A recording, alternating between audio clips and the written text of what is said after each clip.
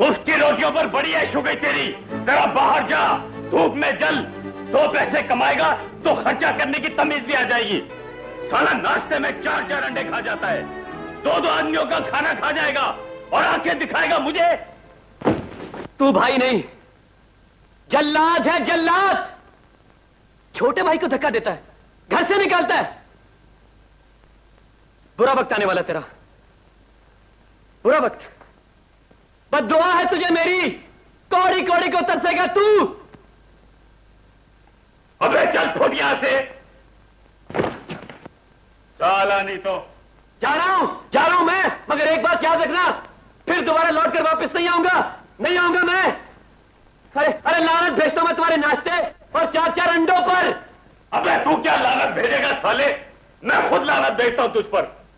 इस घर में तेरी सूरत भी देखना नहीं चाहता मैं। अपनी सूरत देखिए कभी, इसे तो कोई भी देखना नहीं चाहता होगा।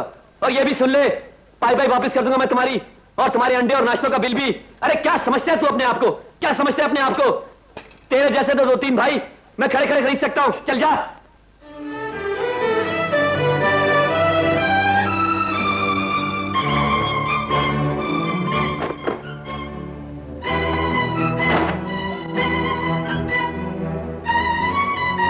सच कहा है किसी ने, सौतेले के मुंह में सांप का डंग होता है, साला पीठ पर काटेगा। मेरी सालगिरह पर 2000 का तोहफा दिया, मैं खुश हो गया। 2000। बाद में अपना पर्स खोलकर देखा तो पता चला 3000 कम है।